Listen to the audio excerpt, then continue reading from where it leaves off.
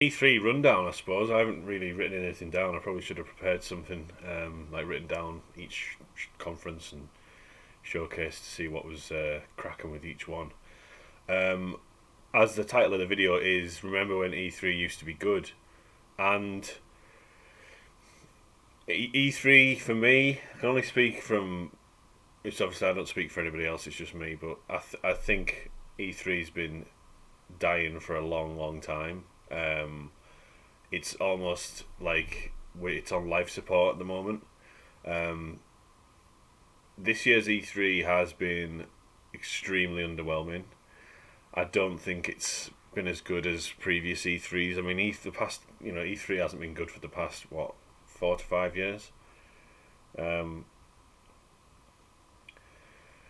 and maybe it's time we just moved on and tried something else. I don't think. I think the presentations that we've had this year, Capcom, Ubisoft, Summer Games Fest, the PC Gaming Show, um, Devolver to a point as well, um, have all been really poor. They're the only ones I've watched. I know there was another few, future games and all this sort of thing, but I think E3 is just so out of touch with the audience. Um, for me personally, there's too much emphasis on a presenter. There has to be a presenter in charge of like running the show and talking us through the show. I don't think you need that. I genuinely don't. I think the perfect setup for an E3 press conference is what Sony's been doing for ages, and that's just have whoever's in charge come out at the start and say what sort of year they've had and what's in the pipeline and how many, blah blah blah, and then just let the games do the talking. Show us a game, whether it be gameplay or CGI, preferably CGI. Sorry, preferably gameplay. Turn up with your best, turn up with your A game. Show us you're hungry for it. Show us some gameplay so we can actually judge the game for ourselves. Because when you see some gameplay, you kind of get a feel for what the game's going to be like, how it controls, even though you haven't controlled it. But you can see the kind of the movements of the character, how the animations work when they pick stuff up, or how the shootings, the animations and the level design and the sounds and the just the kind of essence of what the game's going to be like, and then show us the release date. If the release date is more than a year away or more than half a year away, don't show it. Don't show the release date. Don't even show the game. I don't like it when people show a really cool gameplay segment or a really cool CGI trailer, and then the release date is like 2023 or late 2022. Beyond Good and Evil 2 is a fucking prime example of that. That game was shown about 5 years ago, and they made a big deal about showing it. They showed us this engine, how big the scale of the world, and all this bollocks. CGI trailers of monkeys flying about or whatever, and we've not heard anything since. And it's not even it's still in the early stages of development. It's not being shot. It's almost like it's just a waste of time, wasting our time. And that game's never coming out. It's been in development hell for years. That's just an example of a game showing a game too early. Same with Elder Scrolls 6. I mean, showing us a title screen, just saying, yeah, we're working on it. I mean, don't, just tell us you're working on it. And say, it's not going to be, I think I've read somewhere it's not going to be coming out till, for another 6 years or something, or 5 years or something daft. Or 4 years. So I'll be 40 years old. I just think these E3 is supposed to get us excited about stuff, about what's around the corner. And I don't think that's what's happening with it at the moment. So show us some gameplay, preferably gameplay. Show us a reasonable release date, and then move on to the next game and do the same and rinse and repeat. And then at the end, if you have to have Jim Ryan or Phil Spencer or somebody else come in at the end and say, well, that was it, blah blah blah. We'll have more to show at the next event, whatever. And we like surprises. We like surprises.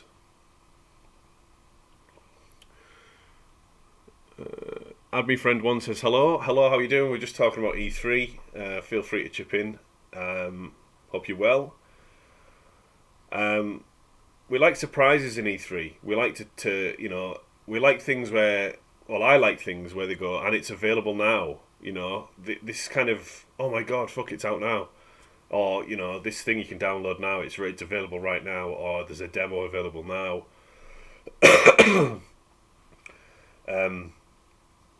There doesn't seem to be any of that anymore. It's kind of all done away with. It just seems to be this thing, like, just so out of touch with the audience. So we started with Jeff Keighley's Summer Games Fest. Admi Friend 1 says, E3 is mostly a snooze fest, just a bunch of announcements, never any release dates. I know, I totally agree, 100%. That's just kind of what I'm saying now. It just seems to be this, and when they do show release dates, it's totally, it's so far away, and you just think, well, what was the point in showing it? It's got to be within reach. E3 is supposed to get us hungry for games. It's supposed to get us excited. It's supposed to get us all, I haven't felt all fuzzy inside from an E3 for ages. Abby Friend once says, everyone hands are tied by yeah, they're all hands are tied by agreements. And you're right. I mean, I watched the Square Enix presentation, and I was a little bit disappointed they didn't show anything about Final Fantasy, any Final Fantasy games apart from the Final Fantasy 1, 2 and 3 and 4 that they're going to bring out, the 8-bit versions. But then you wonder, you think, well, are they holding off for the PlayStation? PlayStation are doing some sort of presentation at the end of the month. It's just a lack of, Summer Games Fest was Jeff Keighley, and I don't mind Jeff Keighley. I can kind of stomach him, but the format of his presentations are just so out of touch with what video gamers, I think, are all about, and we just care about. It sounds horrible, but all we care about is I can't speak for everyone, but all I care about is the games. I don't care about listening to the Philharmonic Orchestra play the Sonic theme. I don't care about some guy playing the Doom theme, coming out and strumming a guitar and playing the Doom theme. I don't care about listening to developers talking about making a video game. I don't care about Jeff Keighley getting his little love interest of Kojima on and doing a bullshit announcement about a game that's already come out and just, oh yeah, it's a director's cut of Death Stranding, just to feed little Jeff Keighley's ego to get Kojima on because he fancies him or whatever. It just seems, it's just so out of touch. I mean, even the Game Awards. I mean, I prefer the Golden Joysticks because it's been going for about 4 years now. And I would say, there isn't an official Game Awards show, but if there was, it would be the Golden Joysticks. But the Game Awards are the same as well. The Game Awards is just like 3 hours of just advertisements, and it's just bollocks. And I think the best showcase for me at E3 this year was Xbox.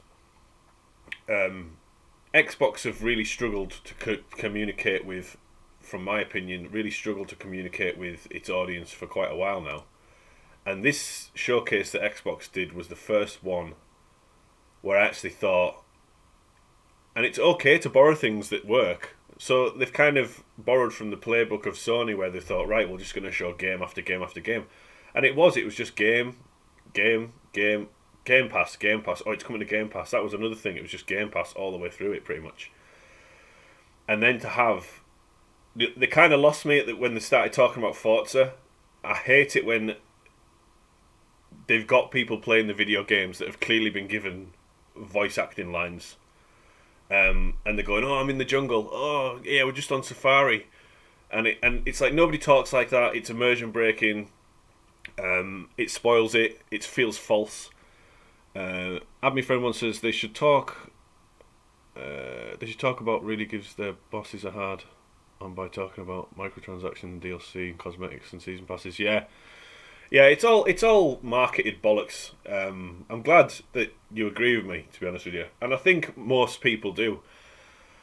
It's just this whole like out of touch thing. I mean, it's just, Jeff Keighley just seems like he's there for the sake of it. Have Jeff Keighley at the start of it. Have him pop up at the start and say, "This is this is the, now on with the show," and just have game trailer release date, game trailer release date, game trailer release date, game trailer release date, and then have him pop up at the end, and then that's it. We can all go, right, well, that was good.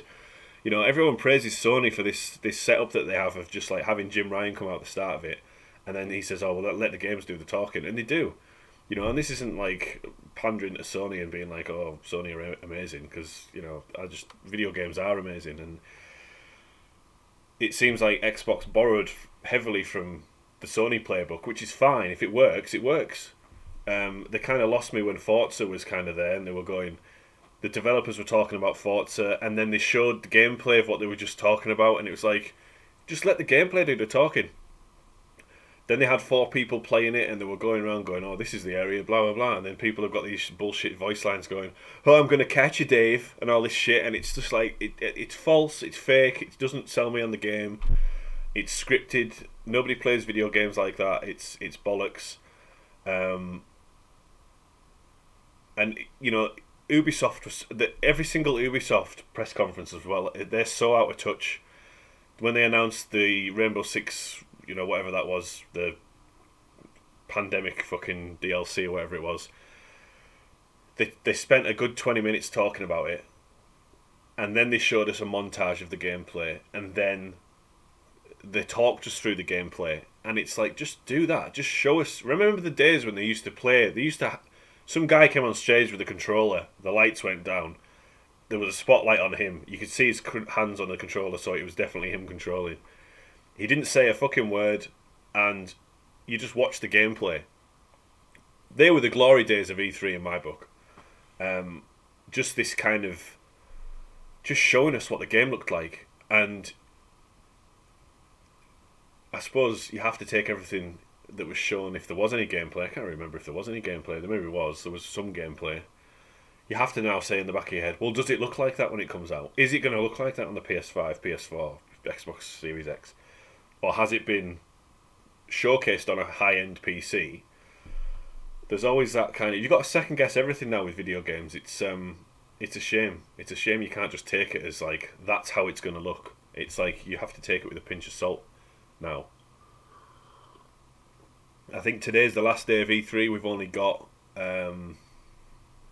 Nintendo's conference to go and Bandai Namco. I watched the Capcom conference yesterday. I didn't watch it live. And that was terrible. Like, having, again, it was that presenter platform, this woman just talking, and then having this, and it was just, the Resident Evil. I was kind of hoping that there'd be some sort of, Resident Evil 9, because we know that's in the works, or there's rumored to be a new Resident Evil Revelations 3 coming out. I don't think it's going to be called that, but it's going to be like a Resident Evil Revelations 3 starring Rebecca Chambers. I'm kind of hoping that they do like a Caliban Cove, which is the second novelization in the Resident Evil storybooks, which I've just read, and it's a really good story. But it was more Monster Hunter. It was just going on about. Then there was this Ace Attorney, but in the style of Sherlock Holmes. I was kind of hoping that there was going to be some kind of bombshell announcements, and there hasn't really been any of that. There hasn't been any like wow moments and like, oh my god, fucking hell. And everyone's going to say that Xbox won E3, and that's fine, because they had the best press conference in my opinion. But I didn't even think about it at the time. I think I maybe mentioned it in my stream. I'll have to go back and look at it. But there was some of them games that Xbox showed that will be multi-platform. They're not just coming to Xbox. The good thing about it is that they're coming to Game Pass day one. Whether that be Game Pass on PC or Game Pass on Series X. I don't know if you can see it in the background there. It's there. It's there.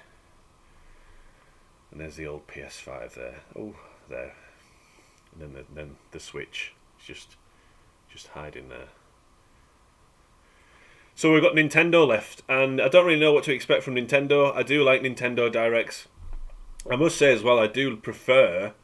I did prefer the... I prefer the setup of having E3 as a recorded presentation. I prefer it, and I know COVID's totally screwed the world up.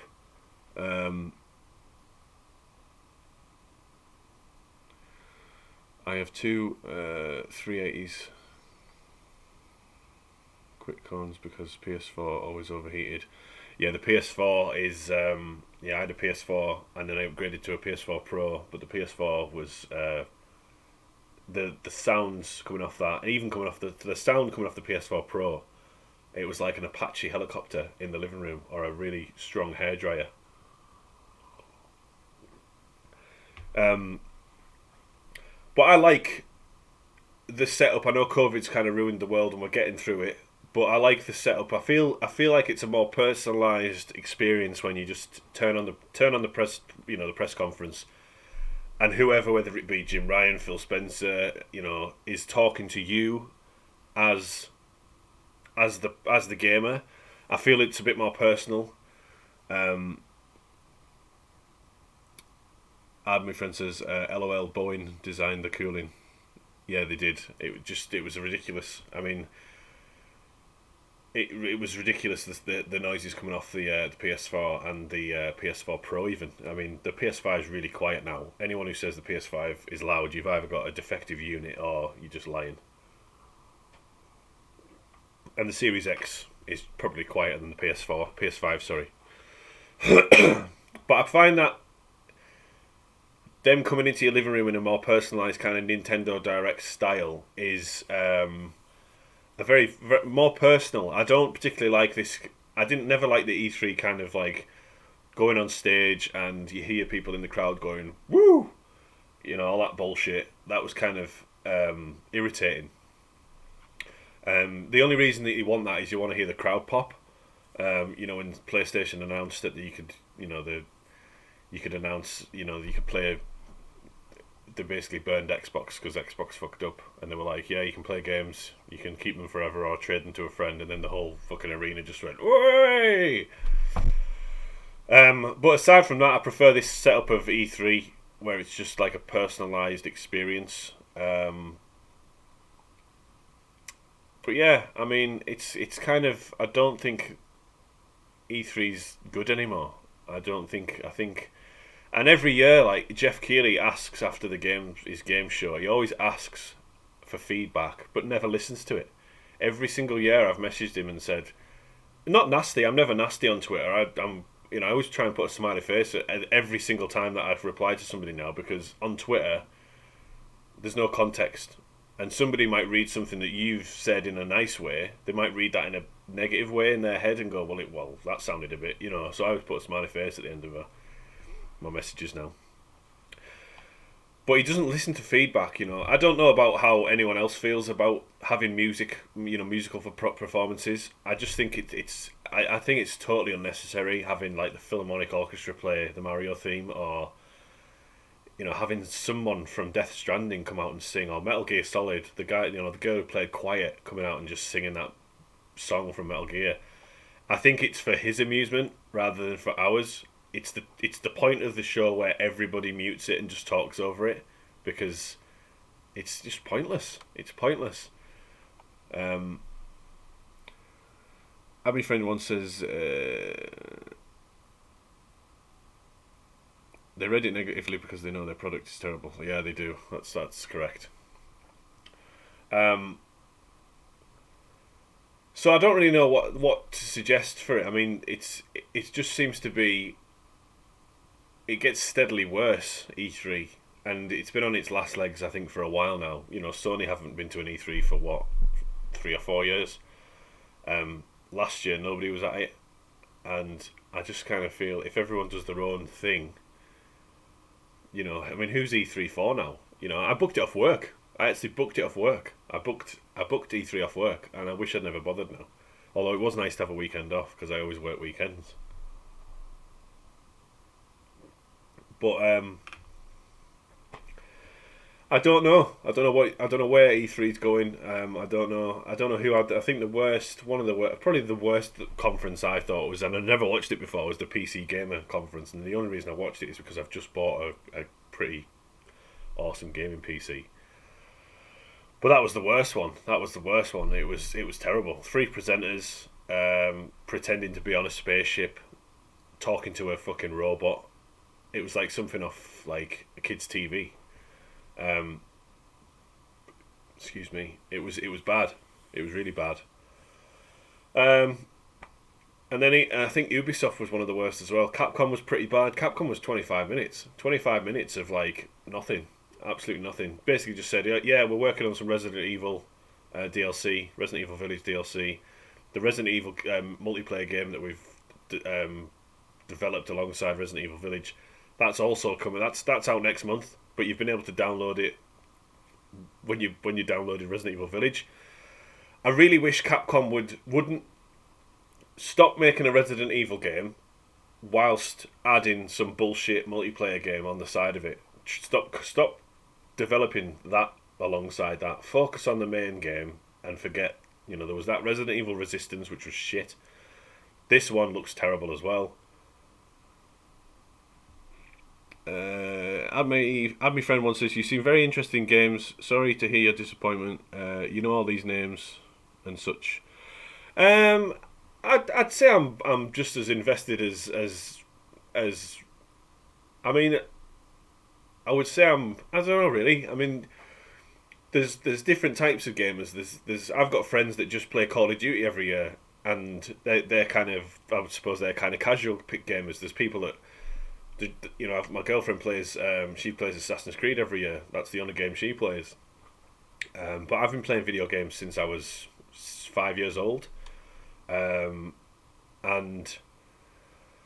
I love them. I love video games, and I've done the whole fanboy thing. I've been there. I've done that. I'm 36 now, but when I was like in my late 20s, I was I've gone through the whole fanboy stage. Being on the playground with your friends and being, Nintendo's better than Sega, and then growing up a bit more and being at school and being like, PlayStation's the best, PlayStation 1's the best, PlayStation 2's the best, and then moving through and going, all my friends jumped onto Xbox when that came out, and so did I, and then I was big on Xbox. Oh, Xbox is amazing.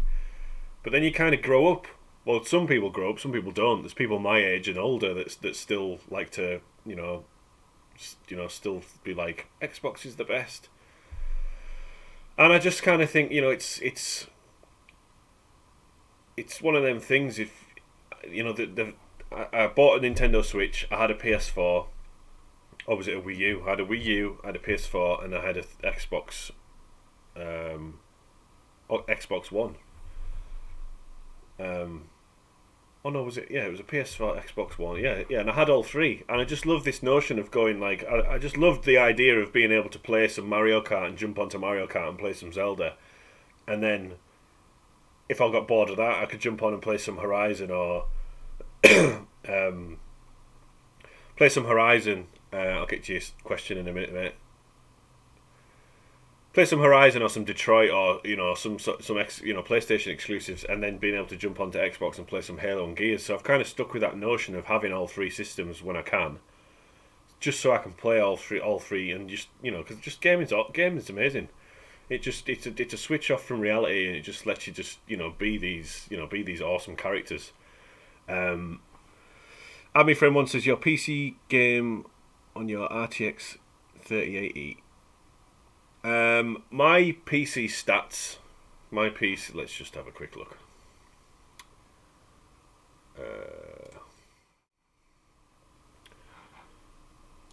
So my PC.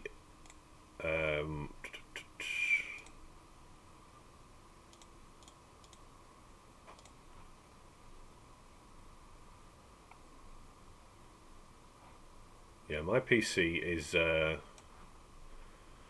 That's my PC gaming specs. I'm pretty new to. I did used to play on PC back in the day. I used to play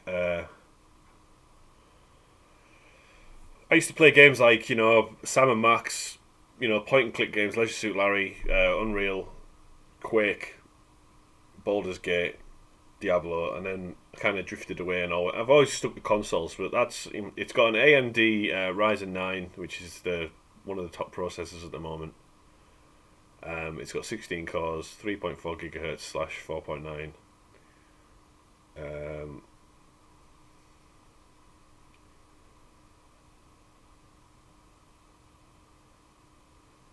Yeah.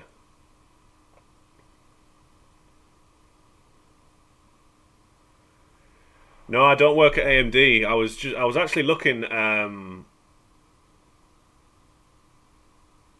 was actually looking online for a gaming PC, and I take it they're good specs. I was told that they were, but I actually was looking for my manager's the guy that I work with at work.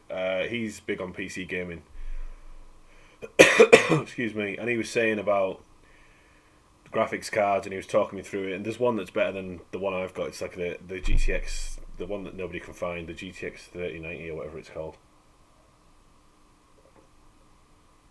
Um, but apparently that's the next best one.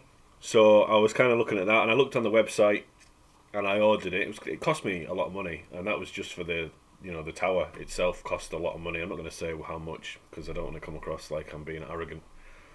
But it was a lot of money.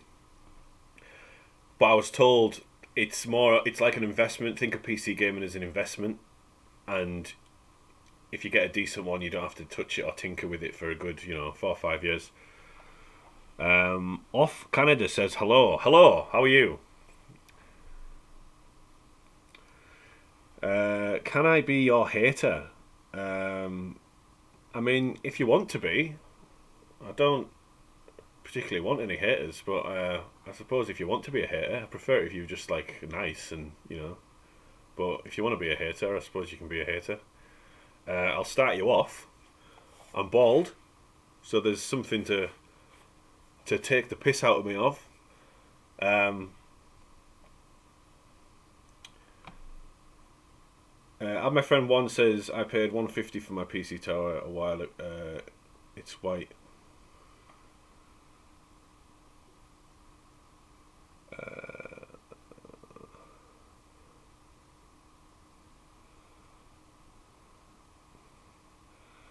Off Canada says I can't be nice and being a hater, man. That's not how it works. Abby friend says leave the hat on. Jesus, yeah, I will. I'll leave the hat on. Um, I mean, yeah. I mean, I suppose if you want to be a hater, I'm quite thick-skinned, so I won't take it personal. But yeah, I don't really want any haters. But I suppose if that's your bag, then fair enough. Um,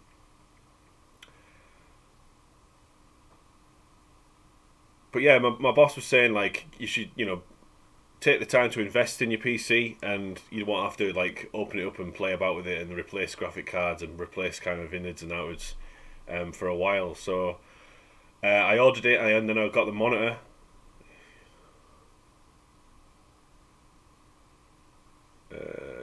If you don't want to, I'll have to leave. I'm not going to tell you what to do, bud. If you want to be a hater, you can be a hater. That's totally fine. Like I said, I won't take it personal. It's just a bit of banter. I'm quite thick-skinned. I think you've got to be a bit thick-skinned to be doing this anyway. So if you want to crack on, that's fine, buddy. Just know that there's not going to be any hate reciprocated back to you.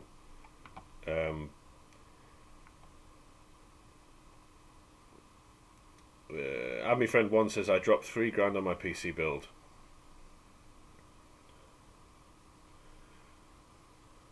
Off Canada says no, I'm not in the mood. Bye. Okay, mate. Thanks for popping in. Appreciate the brief company.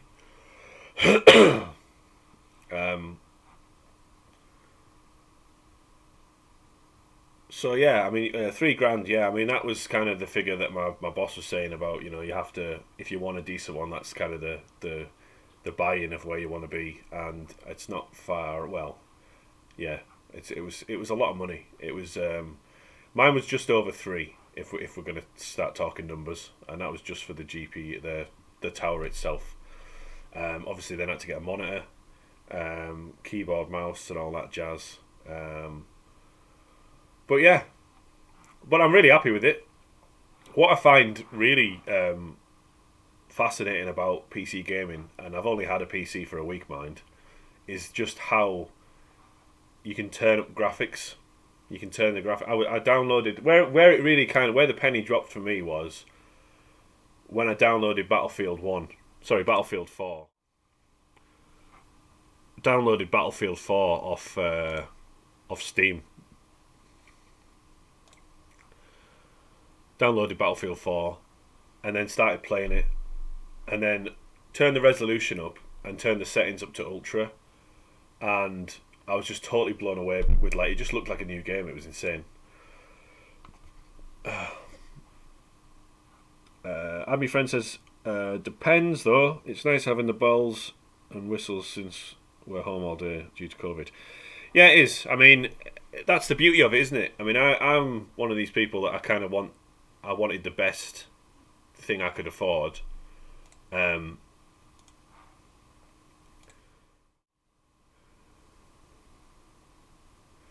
It is, and I was just talking about it the other day to the girlfriend. I mean, you know, when you see in Twitter and you see these people coming in saying PC Master Race, I always kind of thought that was very kind of arrogant, kind of just coming in and bigging yourself up. But I totally understand why people say it.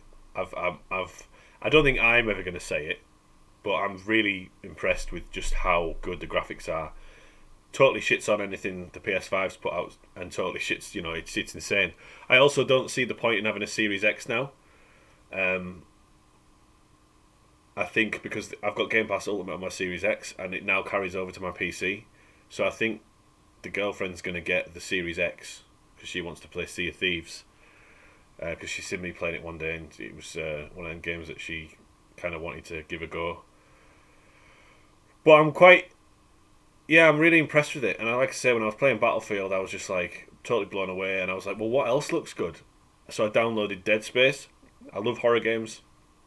I downloaded Dead Space off the EA Play Store. Loaded that up, turned the graphics up to ultra, and it just looks like a brand new game. Like, it looks like a really amazing HD remaster. Or, you know, it's just like there's smoke effects and stuff. It was weird. Obviously, with Battlefield 4 looking as good as it did, I wanted to see what Battlefield 5 looked like, even though I wasn't a big fan of Battlefield 5. And that looked amazing. I couldn't get over it. The fact that you can get 120 FPS blew my mind as well. That was kind of like, this monitor that I've got is 165 hertz, so it does 120. So playing games at 120 was insane. But I was talking about the other day, if you've got a PS4 and you didn't get a PS4 Pro, jumping from a PS4 to a PS5 is going to be huge. You know, you're going to really notice the difference, because you're not going to, everything that was 30 FPS on the PS4, whereas the PS5, most things are 60. So seeing that jump is going to be like, whoa, my god. But if you had a PS4 Pro, it kind of set you up for what the PS5 was going to be about. So, you know, a lot of games you could pick performance or fidelity on the PS4 Pro, so you could get 60 FPS so when I jumped from PS4 Pro to PS5, I didn't really see that huge difference. I did graphically, obviously, but now that I've graphics maxed on Among Us and Minecraft, in all honesty, I dislike those games. I've never played Minecraft. Among Us, I've played Among Us on my mobile phone. Yeah, Field of View is really good on the PS5, actually. But once you've seen 60 for FPS, you can't go back to 30. And I kind of feel the same now with 120 FPS. Now I've experienced 120 FPS, and I go back and play a 60 FPS game, I notice the difference. And it's almost pissing me off in a way, because I played Ratchet and Clank the other day, and I was like, the girlfriend was watching me, and she goes, "Oh my god, it's like playing a Pixar film." But I was seeing these kind of graphical imperfections because of how good the PC is, and how good it looks on the PC. 250 FPS. I don't know if I've experienced that. I was playing Hunt Showdown the other day, and it was unlocked. And it went to 9,000. I don't know what that means. But yeah, I mean, I know the human eye can only see so many frames per second anyway, so there's got to be a point where it's like we can't see it anymore.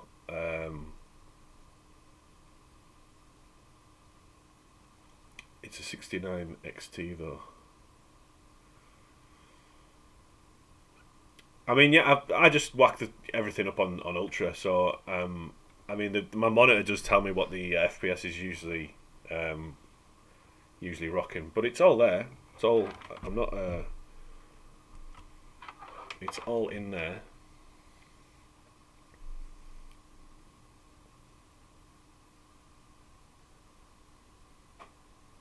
Don't know if you can. Can't really see it. Yeah.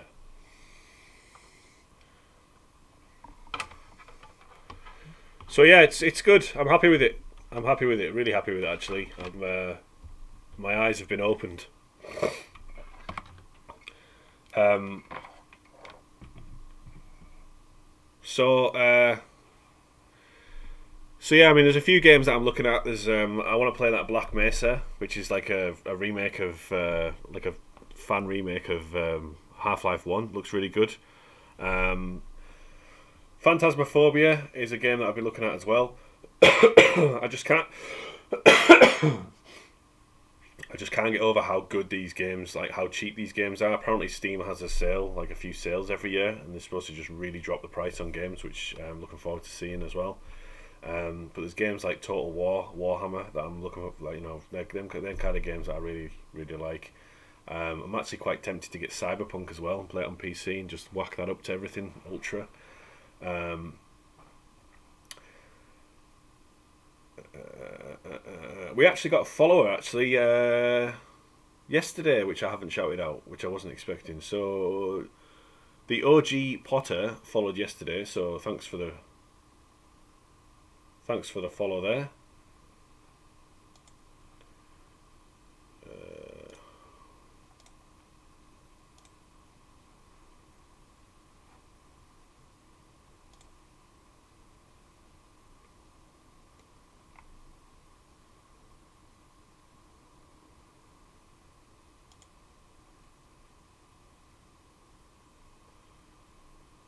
Um,